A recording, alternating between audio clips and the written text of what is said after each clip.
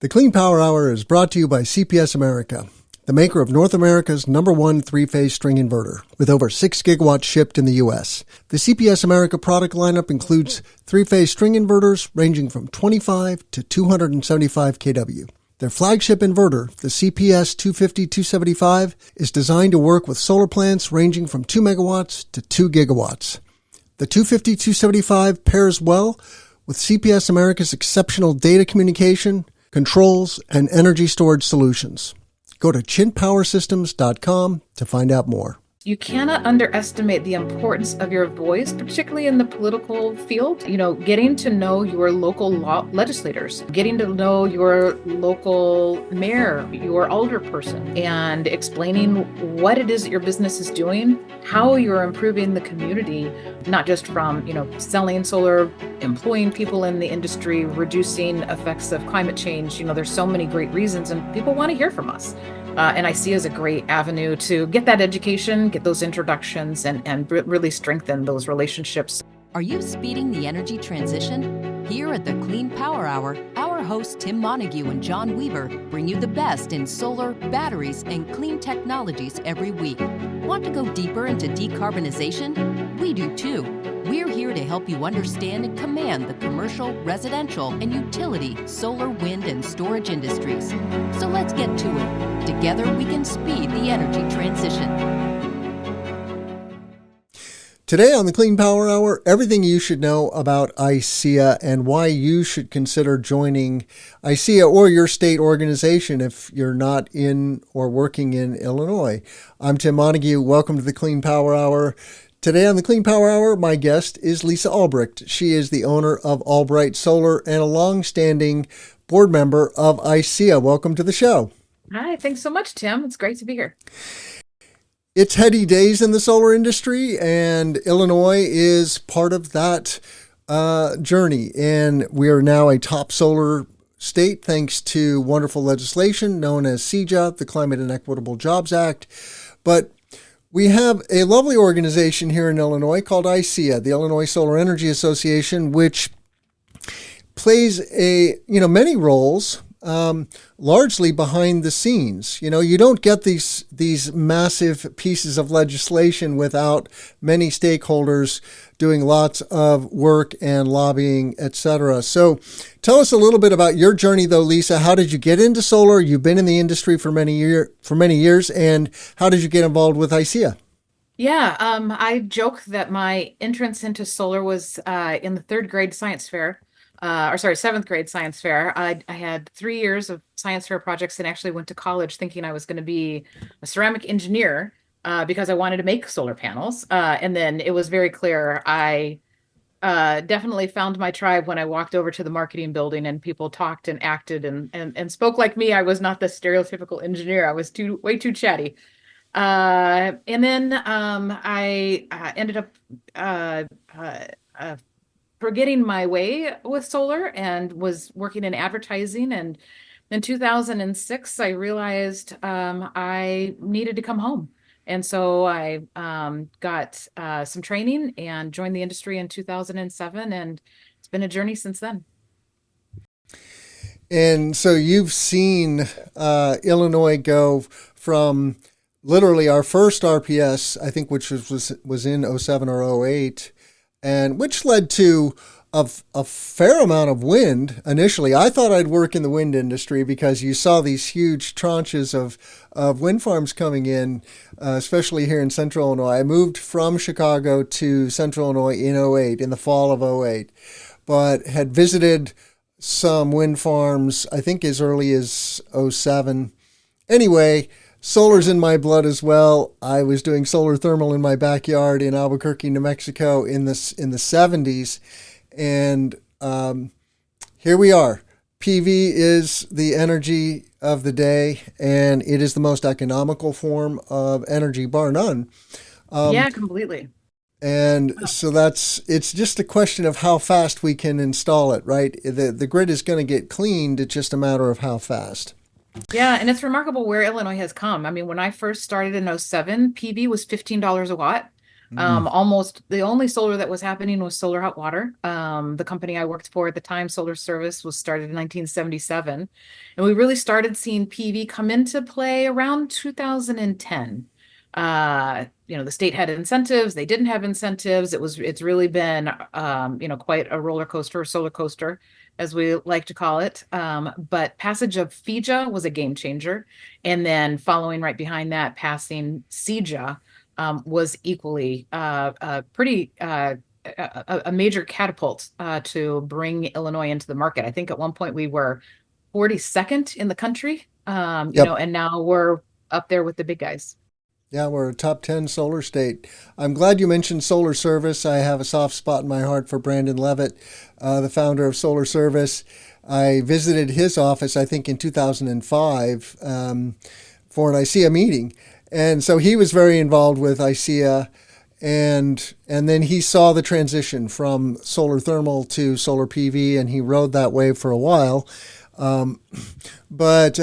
So tell us about your ISEA adventures. How did you get involved, and why have you stayed involved all these years? Yeah, so I think I had been in the industry for 1 month when somebody asked if I would be willing to manage the solar tour. And I thought, what a great way to get to know who are the players and who's been installing and really get hands-on experience. So I did the solar tour in 2007 and worked with the likes of Mark Berger and Carol Gulius and a lot of the Ted Lowe, a lot of the pioneers at the time, and I think I was in the industry for 2 months, and I became secretary of Illinois Solar Energy Association.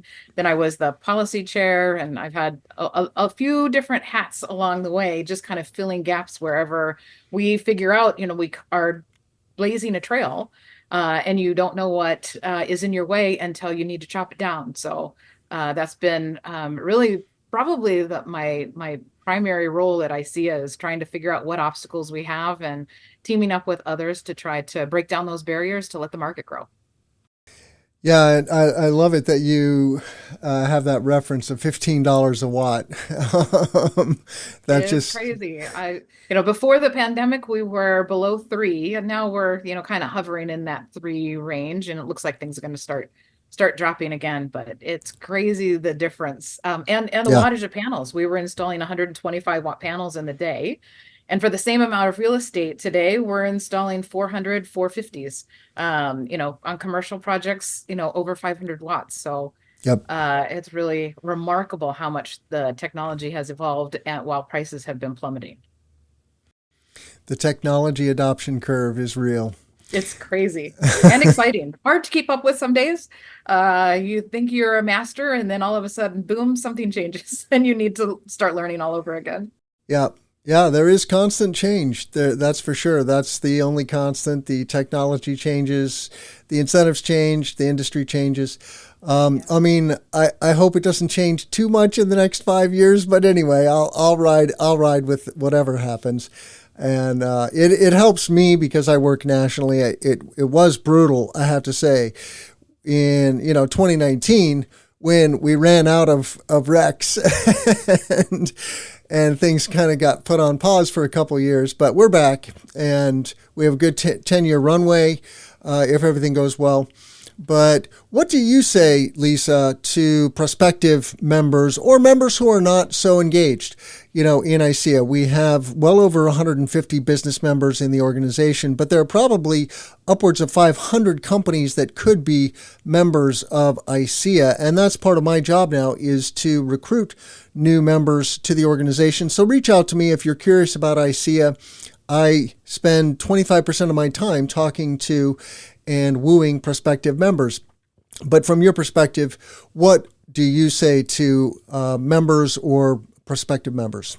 Yeah, honestly, without being a member of ICEA, I'm not quite sure how folks keep up because there is always so much that's moving and changing, and ICEA does a great job of education. But also, if there's issues that you have, just this week, there was some confusion around some definitions with the city of Chicago. A few of us hopped on a call, we addressed it with the city, and we made headway within 24 to 48 hours. So, when you're those, because I think a lot of people just assume that that the majority of the heavy lifting is happening with the big national players. But really, it's the folks who are on the ground, who are sitting at the kitchen table, who are in the boardrooms, and who are implementing these policies on a day-to-day basis, whose voices we need to hear. If it wasn't for installers reaching out and saying, hey, look what Chicago just changed, we would not have been able to identify that problem until a lot of people felt the pain. So by working together, both in ISEA as well as ISEA has a new policy committee, it's a great opportunity to not only learn about those policies, but to influence them as well. We started having a solar lobby day, I think in maybe 2012, 2013. And that was a great opportunity for businesses to go down to Springfield and have their voices be heard.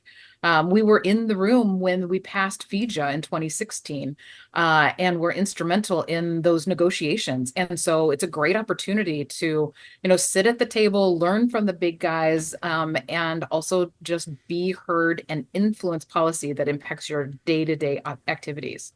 So I think it's vital, no matter what your size, to be part of your trade association, because then not only are you staying current with what's happening, but you're also able to talk to the lobbyists, talk to the lawmakers, talk to the municipalities, and be able to educate, explain, and influence.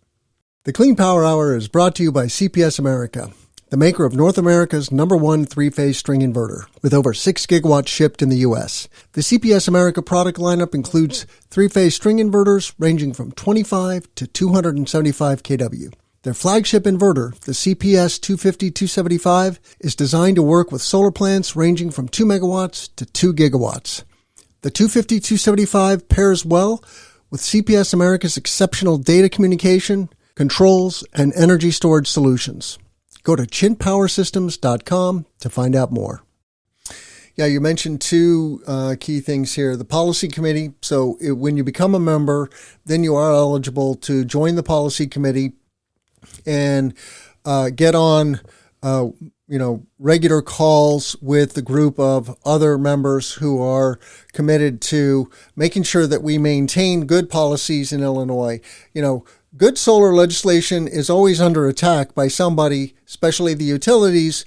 We see what happened in California, and there's every reason to believe that that is going to happen in other markets.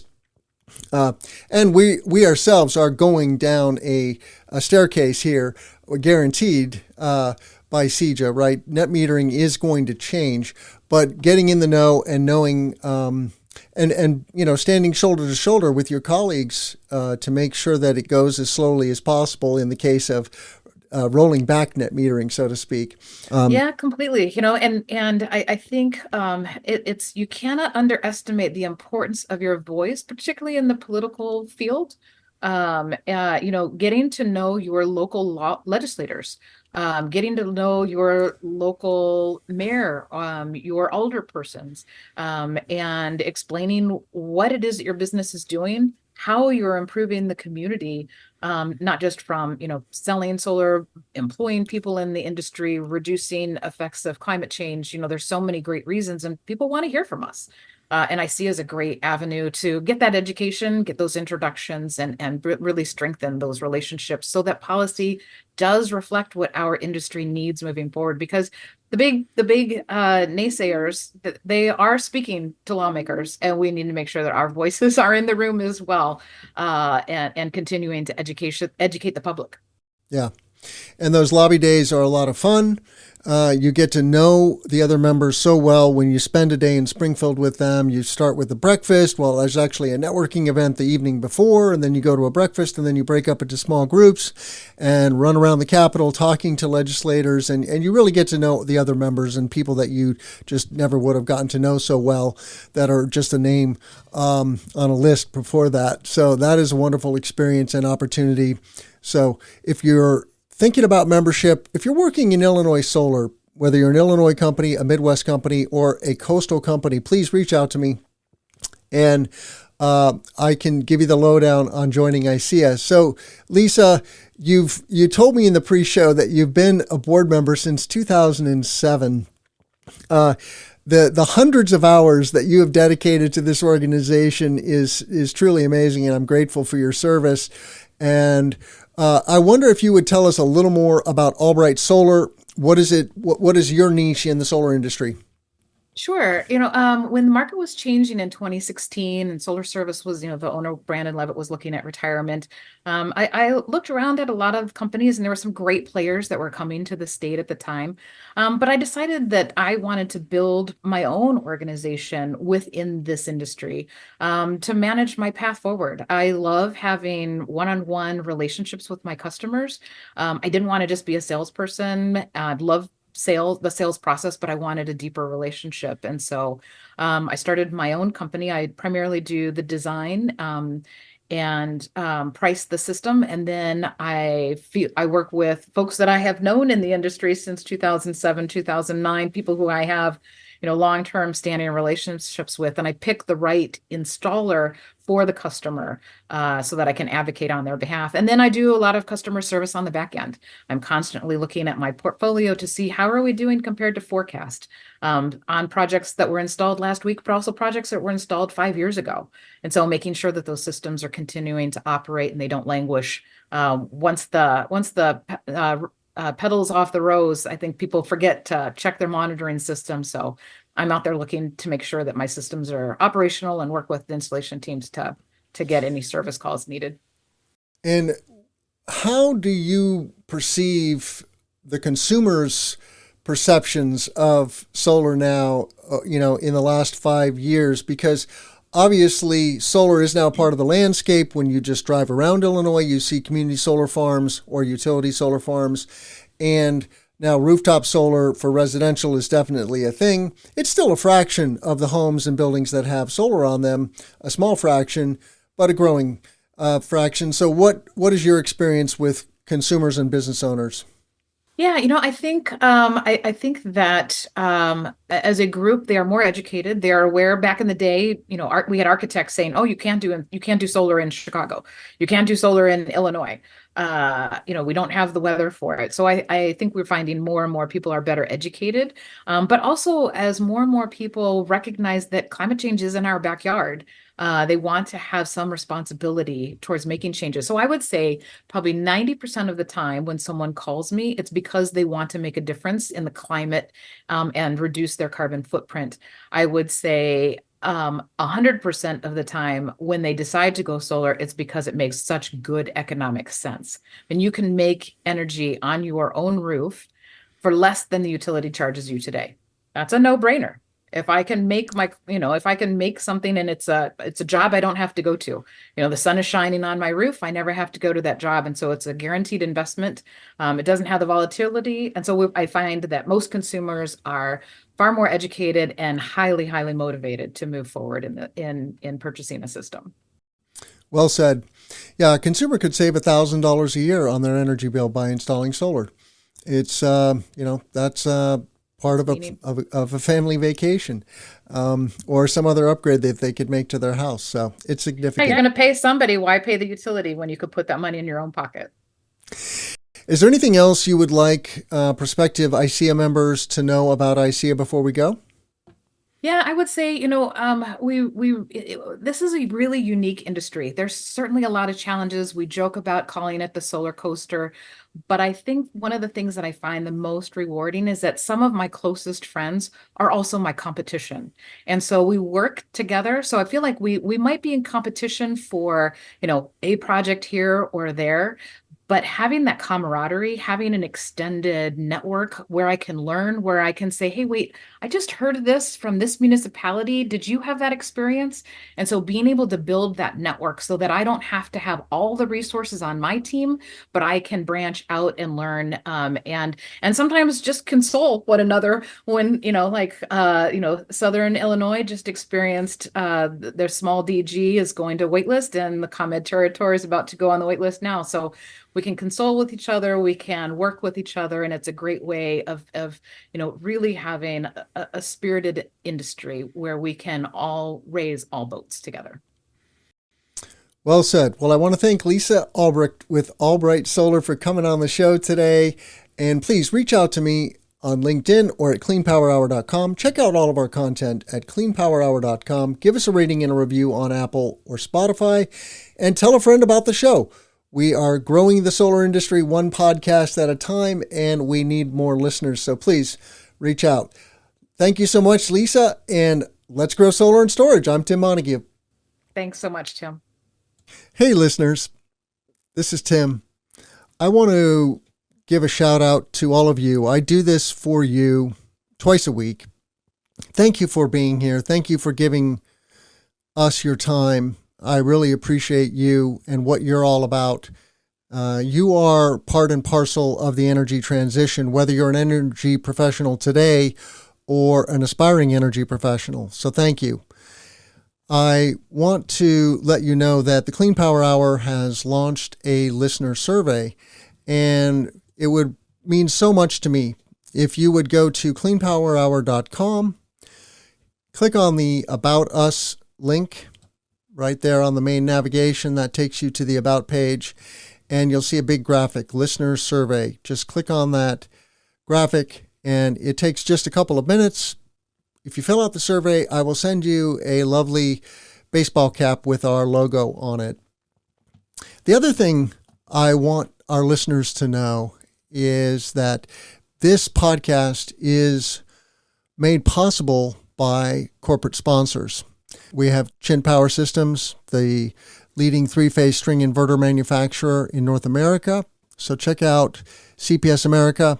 But we are very actively looking for additional support to make this show work. And you see here our media kit with all the sponsor benefits and statistics about the show. You know, we're dropping 2 episodes a week. We have now over 320,000 downloads on YouTube, and we're getting about 45,000 downloads per month. So this is a great way to bring your brand to our listeners, and our listeners are decision makers in clean energy. This includes project executives, engineers, finance, project management, and many other professionals who are making decisions about and developing, designing, installing, and making possible clean energy projects. So check out cleanpowerhour.com, both our listener survey on the About Us and our media kit, and become a sponsor today. Thank you so much. Let's grow solar and storage. The Clean Power Hour is brought to you by CPS America, the maker of North America's #1 three-phase string inverter, with over 6 gigawatts shipped in the U.S. The CPS America product lineup includes three-phase string inverters ranging from 25 to 275 kW. Their flagship inverter, the CPS 250-275, is designed to work with solar plants ranging from 2 megawatts to 2 gigawatts. The 250-275 pairs well with CPS America's exceptional data communication, controls, and energy storage solutions. Go to chinpowersystems.com to find out more.